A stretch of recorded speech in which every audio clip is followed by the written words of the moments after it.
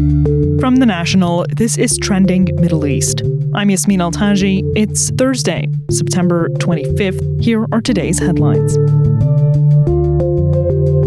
There's growing pressure on the Syrian Kurdish militia in Aleppo as Syria's President Ahmed al-Shara warns of war.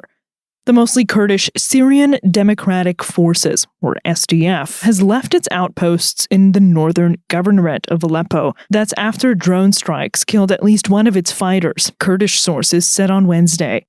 The clashes come amid high-level talks at the UN, where Syrian President Ahmed al-Shara made a historic appearance as the first Syrian leader to enter the U.S. in decades. The National's Khaled Oweis reports. Security sources tell the National that the SDF has vacated its positions in Aleppo or evacuated its positions in Aleppo, meaning that they spread the troops, the SDF troops that are in these positions, to avoid being wounded or targeted by the drones. Security sources say that the drone attacks have emanated from the Turkish zone of influence in Syria, which is mainly in Aleppo along with the border with Turkey. In the last several days, security sources say that a pro-Turkish militia called the Syrian National Army has been attacking SDF positions in Aleppo governorate. In March, al-Shara and SDF leader Matloum Abdi signed a deal to integrate SDF areas in the new Syrian state, but the deal hasn't been realized, largely because of the SDF's resistance to disbanding. The reason that more Kurds appear to be supporting the SDF is that the post-Assad era has meant pressure on the country's minorities, whether ethnic or religious. The agreement was vague, but it stipulated of the integration of the Kurds and the SDF into the new post-Assad state. The US-backed SDF is the largest militia that's remained outside of the control of the state since the ouster of former President Bashar al-Assad in December. Assad rule was succeeded by Hayat Tahrir al-Sham, a splinter group of al-Qaeda. But the SDF controls swaths of land where most of Syria's energy, electricity, and commodities are produced.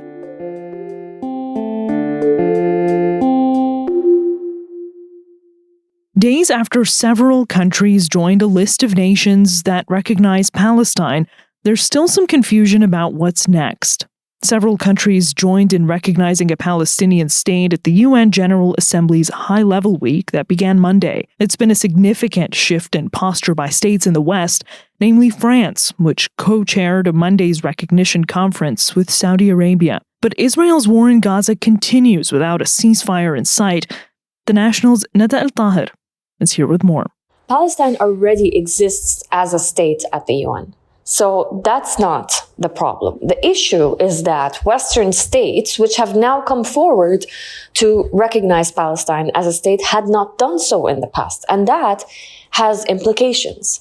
When you recognize Palestine as a state and you recognize that the Palestinians have a right to self-determination, that they have the right to exist freely, not under occupation as they currently are, you are also recognizing that the West Bank is not part of Israel, it is part of Palestine. And that changes the way that they deal with Israel, diplomatically, economically, or even culturally.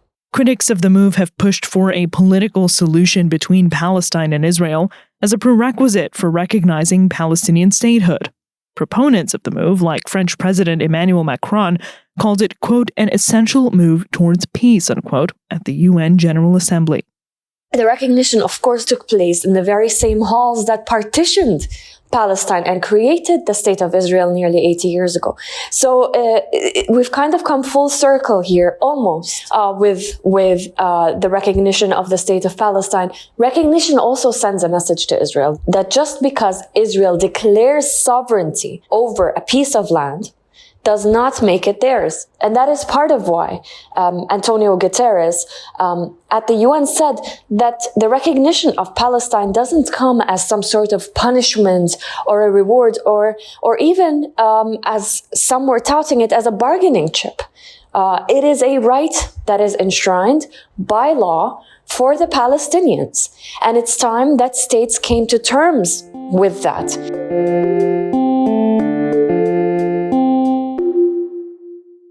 Israel is blaming immigration to Europe for growing criticism of the country's actions in Gaza.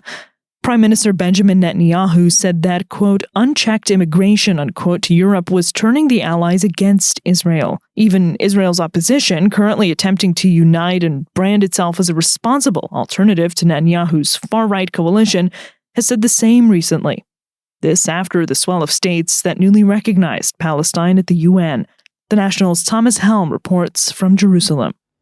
Since the beginning of the war, I've heard on many occasions Israelis talk about how changing demographics in Europe, they say, is affecting support of Western allies for Israel. The thinking in their minds goes that because there is a greater share of Muslims in these countries, elections are being swayed on the basis of that community's preferences, and places like city councils and universities are also being turned through demographics into places that concentrate criticism of Israel. It's a claim that's been repeated by the Netanyahu government frequently, but critics find fault with the argument.